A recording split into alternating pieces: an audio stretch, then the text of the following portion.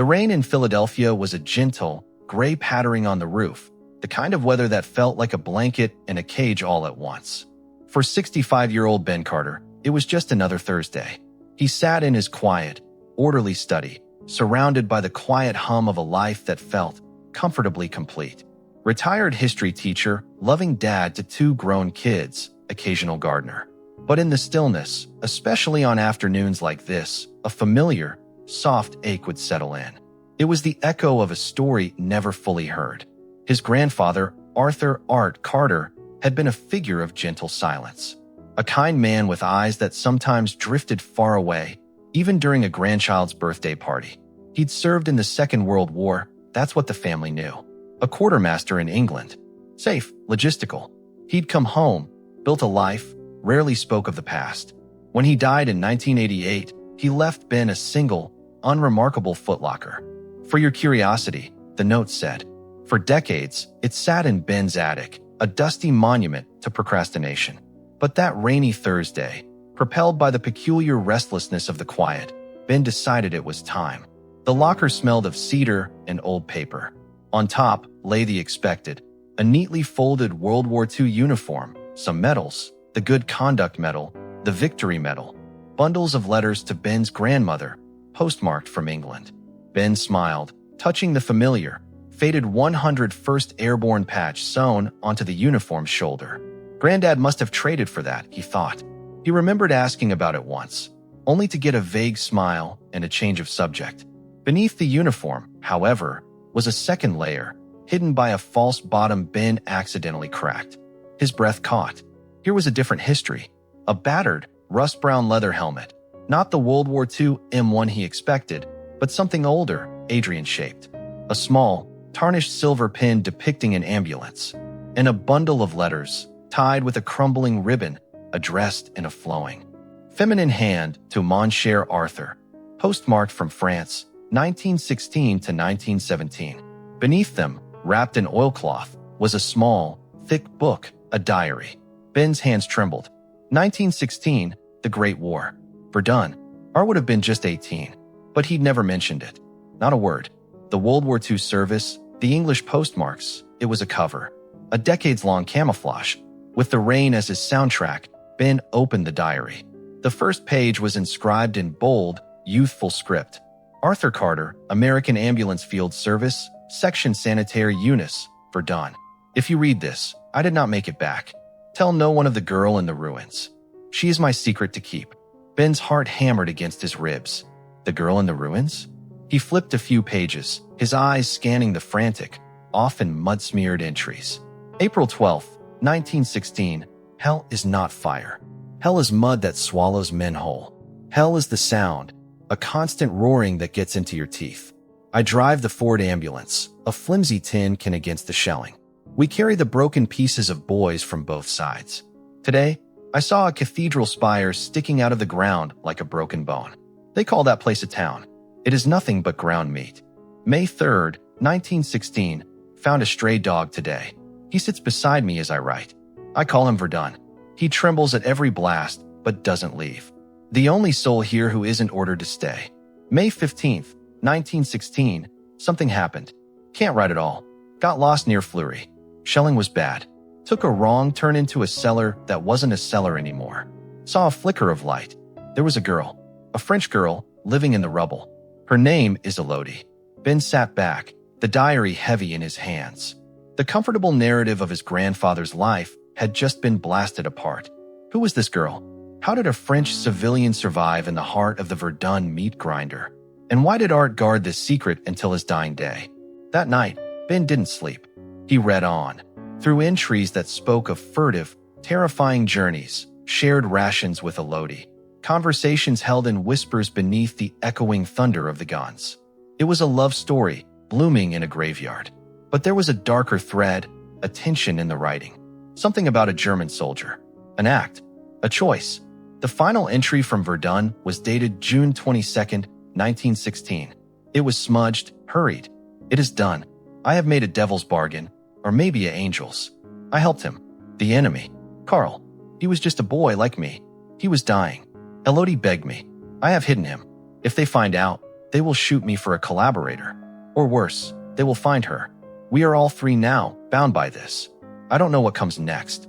Ben closed the diary. The sun was rising, casting pale light on the Philadelphia rain. The quiet ache was gone, replaced by a roaring, urgent need. He had to go there. He had to walk the ground, see the ruins that hid his grandfather's secret heart. He booked a flight to Paris, and then a train to Verdun that very morning. He was no longer just a retired teacher. He was a detective on the trail of the most important story he would ever uncover. The train from Paris to Verdun slid through the green, rolling countryside of northeastern France. Ben watched it pass, trying to superimpose the hellscape from his grandfather's diary onto these peaceful fields. It was impossible. The land had healed, but as the train drew closer to the Meuse region, the scars began to show, not in blatant ruin, but in the solemnity of the place. The very air felt hushed. Verdun itself was a small, tidy town, respectful and quiet. Ben checked into a small hotel near the river, his grandfather's diary and the old ambulance pin in his backpack. His first stop was the Memorial de Verdun Museum. He moved through the exhibits in a daze. The shattered trees, the uniforms caked in the same mud art described, the photographs of hollow-eyed men. It was one thing to read about it. It was another to stand before a glass case holding a perfectly preserved, rusted Ford Model T ambulance, just like the one his grandfather drove. Ben placed a hand on the cool glass. "You were here, Granddad. You were really here." He needed to find Fleury devant Douaumont. In the diary, it was a name synonymous with obliteration. Today, it was a village de Trut, a destroyed village. A sign in the quiet woods, a few scattered foundations, and a stark, modern chapel. Ben walked the marked paths, the dense forest around him humming with birdsong. But the earth was undulating, like a frozen sea. These were not hills. They were the shell craters of thousands of explosions, softened by a century of moss and leaves. The ground itself was a mass grave. He felt a crushing sense of futility. How could he find one cellar in this vast, secretive forest? He was staring at a map, hopelessly lost in both place and time, when a voice broke his reverie. "You look like a man searching for more than a footpath." The speaker was an older Frenchwoman, perhaps in her 70s, with sharp, intelligent eyes and a kind face. She wore practical walking clothes and carried a small basket of wild mushrooms. I am," Ben admitted, his English accent feeling loud in the silence. "My grandfather was here, in 1916, with the American Ambulance Service." Her eyes softened, then flickered with a strange recognition. The Americans, the volunteers, very brave, very foolish boys. What was his name? Arthur Carter. They called him Art. She was silent for a long moment, looking not at Ben, but through him, into the trees. "Come," she said finally. "The light is fading. The forest tells its truths more easily at my kitchen table than among its ghosts." Her name was Chantal Durand. She lived in a stone cottage on the edge of the Zone Rouge, the Red Zone, land so scarred by war it was deemed forever uninhabitable. Over a cup of strong, bitter coffee, she explained. Her own family had lived in this area for generations. Her great-uncle had been a forester here before the war. After, he became one of the first guardians of the memory. "Many people come looking for a name on a wall, a regiment," she said. "You have a different look. You have a puzzle." Ben, trusting an instinct he didn't understand, told her. He told her about the diary, about Elodie, the girl in the ruins. He did not mention the German soldier, Karl. That secret felt too heavy, too dangerous, even now. Chantal listened without interruption. When he finished, she got up and went to an old cabinet, pulling out a large, leather-bound ledger. "My great-uncle's records," she said. "He helped the authorities after the war, identifying what was found, and he listened to stories. The survivors, they needed to talk, sometimes." She ran a finger down the columns of neat, faded script. Elodie, a common name. But here, Fleury, summer of 1916. A note. Local gossip speaks of a phantom, a ghost girl, sometimes seen near the ruins of the presbytere, the priest's house. Soldiers left her food. An ambulance driver, an American, was said to be her guardian angel. Ben's blood ran cold. It was real. It was documented in a spidery script in a ledger a century old. "The presbytere," he breathed. "Can you take me there?" The next morning, under a drizzling sky that felt historically appropriate. Chantal led him deeper into the forest of Fleury. The cratered landscape was even more pronounced here. She stopped before a barely perceptible mound of rubble, half swallowed by the roots of a massive beech tree. A single, carved stone lintel lay to the side. "This was it," she said quietly. "The cellar would have been there." She pointed to a depression in the earth, like a wound that never quite closed. Ben knelt, his hands in the cool, damp leaf litter. He tried to feel it. The fear, the smell of cordite and decay, the flicker of a candle. He imagined his 18-year-old grandfather, terrified and brave, crawling into this hole and finding a light and a girl. He pulled out his phone and took pictures, but it felt inadequate. He needed to understand more. As he stood, his foot dislodged a stone. Not a natural stone, but a piece of worked masonry. And beneath it, something glinted dully. It wasn't a wartime relic. It was a small, tarnished silver locket, caked in dirt. With trembling fingers, Ben pried it open. On one side was a tiny, faded photograph of a young woman with serious eyes. On the other, a lock of dark hair and an inscription etched by hand. "A mon Arthur. Pour toujours. Eh, to my Arthur. Forever. Eh." The breath left Ben's body. Chantal peered at it, her face a mask of profound emotion. "Mon Dieu," she whispered. "You found her. You found his Elodie." But as Ben clutched the locket, a new, more terrifying question erupted. The diary's final, desperate entry echoed in his mind. "I helped him. The enemy. Carl." The locket was a token of love, but the diary spoke of a secret that could have gotten Art shot. Where did this Carl fit? What was the act of mercy in the midst of hell that his grandfather had buried for a lifetime? He had found the place. He had found proof of Elodie. But now, he realized, he was standing at the edge of the real mystery. The love story was only the beginning. The dangerous secret, the one Art kept for a lifetime, was still buried, waiting in the mud of Verdun. The locket felt alive in Ben's palm, a cold, metallic heartbeat connecting him directly to his grandfather and the girl in the ruins.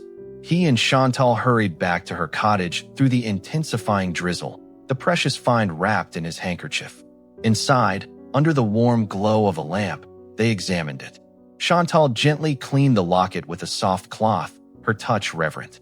"Pour toujours," she read aloud. Forever. This was a powerful promise in a place where tomorrow was a fairy tale. Ben's mind raced past the romance, back to the diary's cliffhanger. "The last entry," he said, his voice tense. "He wrote about a German soldier. Carl. He and Elodie were hiding him. Art said he helped him. What does that mean? Did they help him escape? Hide him until what?" Chantal's sharp eyes met his. "A German soldier. In that cellar. In the middle of the Battle of Verdun? That is not a love story, Monsieur Ben. That is a court-martial offense. A firing squad offense. For all of them." She stood, pacing to her window, looking out at the somber woods. "Your grandfather did not just keep a secret of the heart. He kept a secret of war." She returned to her great-uncle's ledger, flipping to a different section, marked Rapports d'incidents. Fleury. The poilus, the French soldiers, they knew there was a girl. Some saw her as a mascot, a symbol of what they were fighting for. They brought her food, scraps. But if they had known she was harboring the enemy, she trailed off, her finger tracing a line. Here, July 1st, 1916. A report from a Capitaine Lefebvre. Investigated rumor of unauthorized civilian in sector. Found evidence of recent habitation in cellar near Presbytere ruins, but no civilian. Signs of a struggle. Blood traces. Also found. She leaned closer, squinting. The ink is smudged. An objet allemand. A German object. What kind of object? Ben asked, leaning forward. It does not say, but the report concludes, no further action. Presumed civilian casualty of shelling. Area under constant bombardment. Chantal looked up. They covered it up, or they did not look too closely. In the chaos of Verdun, one more disappearance, one strange report. It was just a drop in an ocean of blood. But Ben knew better. He had read the diary. There was a struggle. There was blood. And there was a German object. His grandfather had been there. He opened the diary again, to the frantic entries of late June 1916. He read them aloud to Chantal, the words filling the quiet cottage. June 18th, 1916. Carl's fever is worse. The wound in his side is poison. Elodie cleans it with the last of the brandy. He cries for his mother in his sleep. He is just a kid from a farm in Bavaria. He plays the harmonica he keeps in his tunic. The same tunes my dad likes. This is insane. June 20th, we are out of food. I stole a can of corned beef from the depot. I feel no guilt. Elodie is fading. She gives her share to Carl. She says he is her charge. Found him wounded in no man's land months ago, she says. Couldn't leave him. She has more courage than any general. June 22nd, it is done. I have made a devil's bargain, or maybe an angel's. Ben stopped. The next page was blank. Then several pages were roughly torn out. Gone. He removed them. Ben said, a chill running down his spine. He didn't just stop writing. He destroyed the record of what happened next. Chantal was silent for a long minute. Then she said, we must find out who Carl was. She went to a small, modern desk and opened a laptop, a surreal sight in the ancient cottage. The German war archives, many are digitized now. The casualty lists for Verdun are comprehensive. For hours, they worked. Ben read names from German muster rolls Chantal accessed, searching for any Carl in regiments deployed opposite Fleury in June 1916. It was a monstrous task. The names blurred together: Schmidt, Weber, Muller, Braun. Then Ben saw it, a record that made his finger freeze on the screen. Asterisk Gefreiter Karl Vogel, 5th Bavarian Infantry Regiment. Reported missing in action, suspected desertion, near Fleury-de-Vent-Douaumont, June 1916. Note: subsequent investigation, based on recovered personal effects from a disputed cellar location, suggested capture and execution by French forces. Asterisk. Personal effects, Ben whispered. He scrolled down. There was a scanned image of a handwritten inventory list. Item: 1 harmonica, Honer brand. Item: 1 photograph, family. Item: 1 identification disc. And then, the final line. Item: 1 silver pocket watch, inscription, für meinen Sohn. In true, Vater, for my son. In loyalty, Father, a pocket watch, Ben said. That could be the objet allemand in the French report. Chantal's face was pale. So, the official story from both sides. For the Germans, Karl Vogel was a deserter, captured and executed. For the French, he was an enemy soldier found and presumably killed in a struggle. A closed case. But that's not what happened, Ben said, conviction hardening in his voice. Art and Elodie were hiding him. They were helping him. Then there was a struggle, blood, and Carl vanished. And Art tore the pages out. Why? To protect whom? The pieces were assembling into a horrifying picture. The love, the mercy, then violence, and a cover-up that spanned armies and decades. We need to know what happened after June 22nd, Ben said. The diary jumps. The next entry is from August, and he's back with his ambulance unit, writing like nothing happened. But he's different. He calls himself a ghost. He says, I left my heart in that cellar, and my conscience too. Chantal closed the laptop. The room was dark now, save for the single lamp. There is one person who might know more, she said slowly, as if reluctant to voice it. My cousin. He lives in Bar-le-Duc. He is older than me. His grandfather, my great-uncle, spoke to him often. He said the old man would sometimes mutter about the boy who saw the angel and the devil in the same hole in the ground. We always thought it was the ramblings of an old man who saw too much. Now, I am not so sure. Ben felt a surge of electric hope. A living thread, however faint, back to the truth. Will you call him? Ben asked. Chantal nodded. Tomorrow. But be prepared, Monsieur Ben. Some truths, buried in the mud of Verdun for 100 years, may not wish to be found. They may be ugly. That night, in his small hotel room, Ben held the locket and stared at the torn edges in his grandfather's diary. The missing pages were a void, screaming with silence. He thought of Karl Vogel, a Bavarian farm boy with a harmonica, dying of infection in a hole. He thought of Elodie, a girl of impossible compassion. And he thought of his grandfather, Art, the gentle man who loved gardening and never raised his voice, carrying this unbearable weight for 70 years. The love story had a third, tragic character, and Ben was now certain. The act of mercy was not a simple act. It was a choice that led to a terrible, permanent consequence. He was no longer just tracing his grandfather's steps. He was unearthing a crime scene, The road to Bar-le-Duc wound through gentle hills, a landscape that felt a world away from the haunted woods of Verdun. Ben sat in the passenger seat of Chantal's small, sturdy car, the locket a heavy weight in his pocket.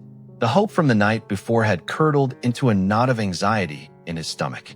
He was about to hear a story that might change his grandfather forever. Chantal's cousin, Gilbert, lived in a modest apartment overlooking a quiet square. He was a man in his late 80s, with bright, bird-like eyes and hands that trembled slightly, but his mind was sharp. After introductions and the obligatory small talk over tiny cups of strong coffee, Chantal gently steered the conversation. "Gilbert, you remember the stories your grandfather told? The ones from after the war, when he was working in the Zone Rouge." Gilbert's eyes grew distant, fixed on a point beyond the wall. He talked to forget, but he never could. The things he saw, the things people confessed. Ben leaned forward, trying to keep his voice calm. "Monsieur Gilbert, did he ever mention an American? An ambulance driver?" Gilbert blinked, his gaze focusing on Ben. "An American? There were a few. Brave boys. Foolish." He took a slow sip. "He spoke of one once. Only once." It troubled him. The room was utterly still. He said he was walking the ruins near Fleury, late in 1917, after the worst was over. He found a man sitting on a broken wall. Not a soldier. An American, in a uniform that was too clean. Just sitting, staring at nothing. My grandfather offered him water. The American said. He said he was waiting for a ghost. Gilbert's voice dropped to a whisper. He said he had to make a choice in a cellar. He said he chose between the angel and the devil, and he was not sure he had chosen right. Ben's breath caught. The angel and the devil. The very phrase Chantal had mentioned. Did he say more? Ben urged softly. Gilbert nodded, his memory unfolding like a brittle scroll. He said the angel was a girl. A French girl, pure of heart but living in madness. The devil was a boy, a German, sick with fever and poison. And he, the American, was the one with the power. He had a medical kit. He had morphine. A cold dread began to pool in Ben's gut. Morphine. The German was dying. Gilbert continued, his words measured. A slow, rotten death. The girl begged the American to end his suffering. A mercy, she called it. But the American was not a doctor. He was a boy. To do such a thing, it was against God, against his orders, against everything. But to let him scream, to let the agony go on and risk discovery, the girl would be shot. They would all be shot. Ben felt the room tilt. The act of mercy wasn't hiding Carl. It was ending him. Art hadn't just helped him. He had been asked to kill him. What happened? Ben's voice was a dry croak. My grandfather said the American told him he took the morphine syringe. He said the German boy, this Carl, looked him in the eye and nodded. He was ready. The girl held the German's hand. And the American, he did it. Gilbert looked down at his own trembling hands. But then, my grandfather said, the American's story changed. He became confused. He said maybe it wasn't like that. Maybe there was a struggle. Maybe a French patrol came, and there was shooting, and the German was killed in the fight. He said he couldn't remember clearly. The blast, the noise, it wunjola yichit. It mixed up everything. Chantal translated softly. My grandfather thought the man was shell-shocked, Gilbert said. His mind had broken the event and put it back together in a way he could live with. But one thing the American was sure of, and he made my grandfather swear never to tell. He swore that after the cellar went silent, he got the girl out. He hid her for days. Then, using the chaos of a big attack, he dressed her in a dead soldier's greatcoat and helmet and drove her out in his ambulance, right through the lines, to a field hospital in the rear. He told them she was a traumatized vivandière, a canteen worker, who had lost her voice. And then he let her disappear into the chaos of refugees. Ben sat back, reeling. Elodie had survived. Art had saved her. But at what cost? The truth of Carl's death was shrouded in a haze of morphine, potential violence, and a shattered memory. Did he say what happened to the girl? Elodie? Ben asked. Gilbert shook his head. No, she vanished. That was the point. The American said he prayed every day that she had found a life, far from the mud. He said his own life was a penance. A long, quiet penance. The drive back to Verdun was silent. The pieces were now on the table, but they formed a grotesque, heartbreaking picture. His grandfather, Art, had either performed a mercy killing or been part of a violent struggle that left Carl dead. He had then risked everything to save Elodie. He had carried this horrific, ambiguous burden, the weight of a life taken, a life saved, and a love lost, for the rest of his days. The gentle grandfather who grew roses had built his peaceful life atop this cataclysm of guilt and love. That night, in the hotel, Ben reread the diary's later entries with new, devastating clarity. August 15th, 1916, I am a ghost driving ghosts. I see her face in every broken wall. I hear his harmonica in the wind. September 1st, 1916, joined the regular army today. The ambulance service feels stained. Maybe in the infantry I can forget, or be forgiven. He had never joined the infantry in World War I. The record showed he'd stayed with the ambulances. It was a fantasy, a wish for a more straightforward punishment. And then Ben found it, tucked into the back cover of the diary, a page he'd missed. A single, later entry, in Art's older, steadier handwriting. It was dated November 11th, 1938, 20 years after the war, on the anniversary of the armistice. The world is dark again. Talk of war. It follows me. I still don't know what was right in that hole. Was I a murderer or a savior? I only know I loved her, and I lost her, and I killed him to save her, or I killed him to save us all. The memory is a shell burst. When they come for the next one, I will go. Not to fight, to atone, to be a quartermaster in an office, far from cellars. To make sure the supplies get through so no boy ever has to make that choice again. It is the only penance I have left. Ben understood everything now. Art's service in World War II, the safe, bureaucratic post in England. It wasn't evasion. It was his self-imposed sentence. A life of quiet, useful order to balance one moment of chaotic, terrible, and morally blurred decision. He had the truth. It was more terrible and more beautiful than he'd imagined. His grandfather was not just a veteran. He was a man who had walked through a special kind of hell and spent a lifetime trying to climb back out. But one thread remained, shimmering and elusive. Elodie. What became of the girl whose locket he held? Did she truly vanish? Or did a part of her, like a ghost in the ruins, linger in Verdun? The truth about his grandfather sat in Ben's heart like a stone, heavy, cold, and immovable. Art was a man fractured by an impossible choice. He was a killer and a savior, a lover and a loss. Ben felt a profound grief, not for the gentle grandfather he knew, but for the terrified boy in the cellar who had to become an old man too soon. But the historian in him, the part that had been a teacher, couldn't let the last thread go. Elodie, the angel in the ruins. She had survived. Art had given her that gift. What had she done with it? The next morning, he went to the Archives Départementales de la Meuse in Verdun. He was no longer just a grandson on a pilgrimage. He was a researcher with a specific, urgent question. With Chantal's help explaining his project to the archivist, he was given access to digital records of refugee registries, post-war censuses, and municipal rolls from 1917 onward. The task was daunting.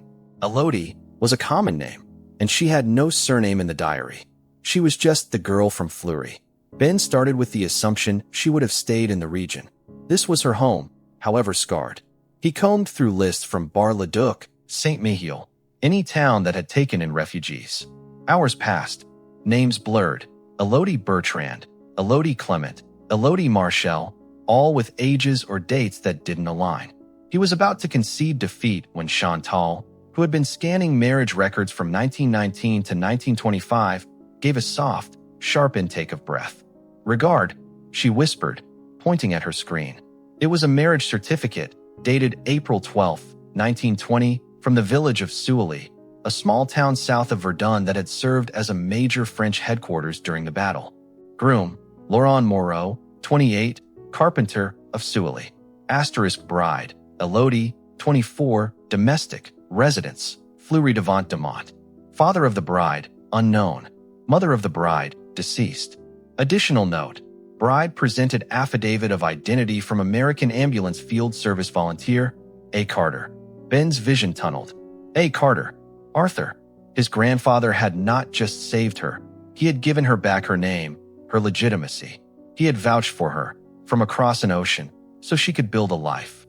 Souilly is not far, Chantal said, her voice thick with emotion. 20 minutes by car. They drove in a silence charged with possibility. Suoli was a sleepy village, a cluster of houses around a church. The mairie, the town hall, was a small, neat building. The current mayor, a pragmatic woman in her 50s, listened to their story with widening eyes. She fetched an old, leather-bound ledger, the communal record. Moro, Laurent, and Elodie. The mayor murmured, tracing the entries with her finger. Yes, they had one child, a daughter, born 1921, named Marie. She looked up. Marie Moreau married a man from Metz in 1946, a schoolteacher. They moved away. I am sorry, there are no Moreaus left in Suoli. The trail was cold again, but then the mayor's face brightened. But old Madame Travers, she is 96. Her memory is like a steel trap for everything before 1950. She lived next door to the Moreaus as a girl. She might remember. Madame Travers resided in a small, sun-dappled house smelling of lavender and polish. She was tiny and bird-bone frail, but her eyes were clear as glass. Yes, she remembered the Moreaus. Elodie, she said, her voice a papery rustle. A quiet woman. Very quiet. She had sad eyes, but she was kind. She kept a beautiful garden. Roses. She said she learned about roses from an American boy who liked things that could grow from ruin. Ben's heart clenched. Did she ever speak of the war? He asked gently. Madame Travers shook her head. Never. But sometimes, on the anniversary of the armistice, she would walk to the church and light 2 candles. Always 2. We assumed one for her parents, lost at Fleury. But once, when I was a nosy girl, I asked her. She looked at me with those deep, deep eyes and said, one for a boy I could not save, and one for a boy who could not save me from the memory. Then she patted my cheek and told me to go and play. 2 candles. One for Carl, one for Art. What happened to her daughter, Marie? Chantal asked. Marie? Oh, she became a nurse. Married her teacher, moved to Nancy. She had a son, I believe. Or was it a daughter? Madame Travers frowned, chasing the memory. Yes, a daughter, named for her grandmother. Elodie, a modern girl. Went to university in Paris, I think. Another Elodie. The name had been passed down. The line continued. With heartfelt thanks, Ben and Chantal left. In the car, Ben worked his phone, his fingers clumsy with excitement. Social media, professional registries. It was a long shot, but the name was unusual. And then, he found her. An Elodie Moreau, listed as a retired history professor living in Paris. Her academic profile showed a specialty, 20th century European social history, with a focus on women in the aftermath of conflict. It couldn't be a coincidence. It was her, the granddaughter. I have to go to Paris, Ben said, his voice trembling.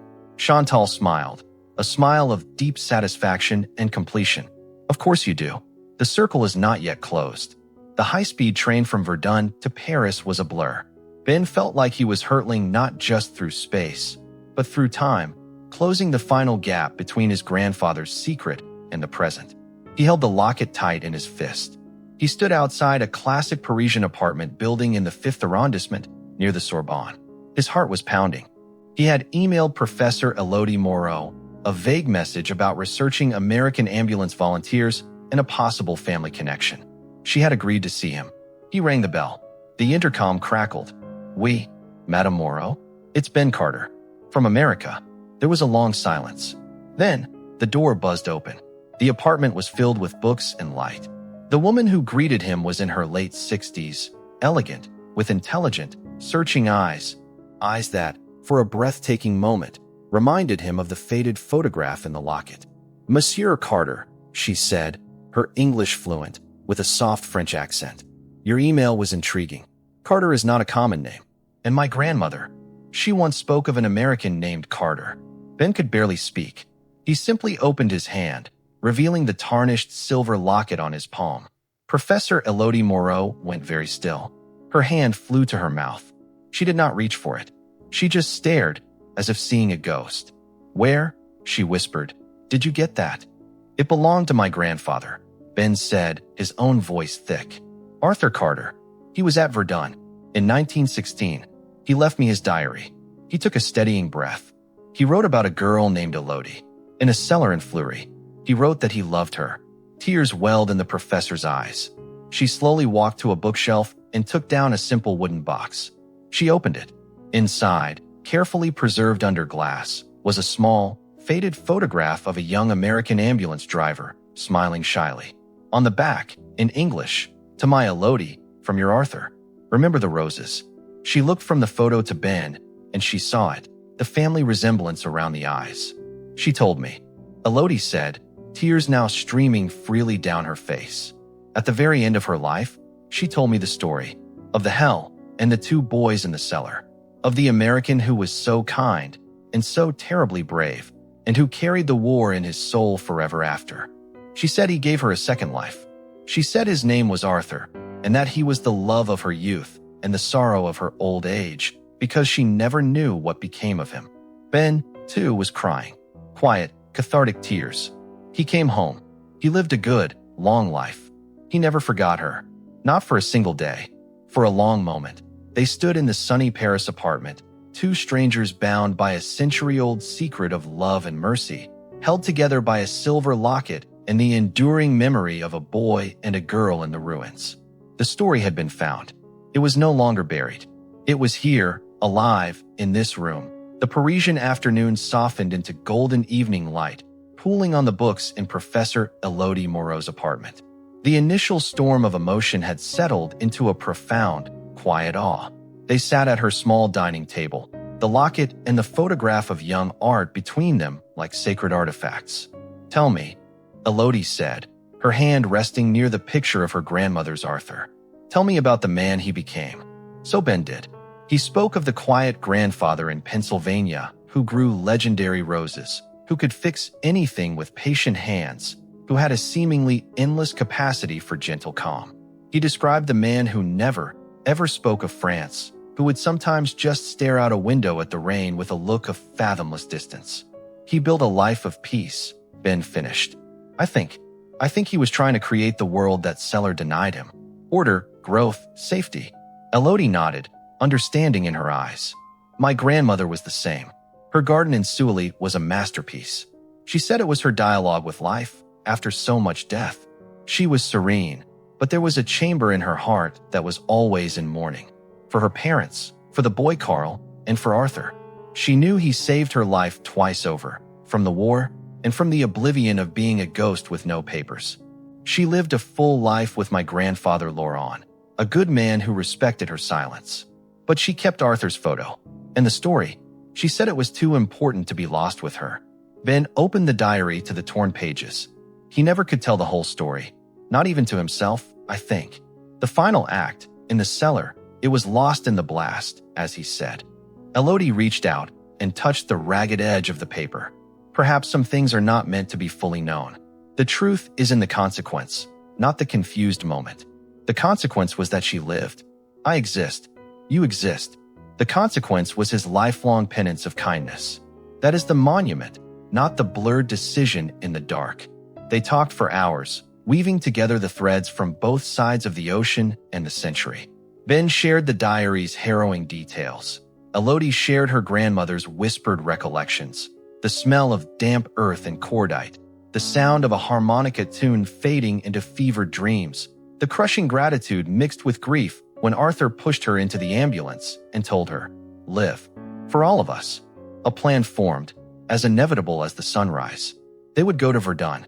Together. 2 days later, Ben found himself once more in the haunted woods of Fleury, but this time, he was not alone. Beside him stood Elodie Moreau, the living echo of his grandfather's secret heart. Chantal was there too, the guardian of the land's memory. They stood before the sunken place that was the cellar. No one spoke. The forest murmured around them. Ben felt the weight of history here, but the desperate, clawing mystery was gone. It had been replaced by a solemn, sad peace. From his bag, Ben took 2 items. The first was a simple, modern harmonica. He had bought it in Verdun. He looked at Elodie, and she gave a small, tearful nod. He placed it gently on the moss-covered stones of the lintel. For Carl, he said softly, the boy from Bavaria. Then he took the locket. He held it for a moment, feeling the cool metal, the last tangible piece of his grandfather's great love and great pain. He turned to Elodie. This should stay here, with her memory, with him. But Elodie shook her head. She closed his fingers around the locket. "No," she said. "You keep it. It came to you for a reason. My grandmother carried his memory. You must carry the token. The story is ours to share now, not to bury again." She reached into her own pocket and took out a small, velvet pouch. From it, she tipped a single, dried, pressed rose petal, fragile as ancient parchment. From her garden, Elodie whispered. She knelt and let the petal drift down into the depression where the cellar had been. It settled on the dark earth like a kiss. For Arthur, the boy who loved roses. Ben knelt beside her. From his other pocket, he took a photograph, a copy of a snapshot of his grandfather, old and smiling, holding a prize-winning rose in his garden in Philadelphia. He placed it next to the petal. He found his garden, Ben said. They stood in silence, a trio bound by a story of unimaginable horror and breathtaking humanity. The last veterans of Verdun were not the old soldiers who had faded away. The last veterans were the memories, the loves, the acts of mercy that had echoed down through generations, waiting to be acknowledged. As they turned to leave, Ben felt a final peace settle within him. He had come to trace his grandfather's steps, to solve a mystery. He had done that, but he had also done something more. He had completed a circuit of memory that had been left open for 100 years. He had given his grandfather's secret a witness, and in doing so, had taken the weight from Art's shoulders and shared it among the living. At the edge of the forest, Elodie turned to him. He was not a murderer, your grandfather, nor was he just a savior. He was a human being in an inhuman place. That is the only victory any of them had. Ben drove back to Paris the next day, the locket now a comfort, not a puzzle. At the airport, as he prepared to fly back to his own life, to his garden, his children, his quiet routines, Elodie embraced him. "We are family now, you know," she said. "A strange, wonderful family forged in a cellar in hell. You will come back. We have much to talk about." Ben smiled, a true, easy smile he hadn't felt since before he'd opened the footlocker. "I will. I promise."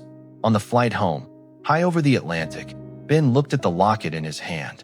He thought of the 2 candles Elodie's grandmother lit every year. He thought of the single rose petal on the Verdun mud. He thought of the harmonica resting on the moss. His grandfather, Arthur Carter, had died in 1988, but the last veteran of his personal Verdun, the keeper of his secret, had finally stood down. The war, at long last, was over, and in its place, from the poisoned mud, something had finally, fully grown. A connection, a understanding, a fragile, beautiful rose of peace. The end.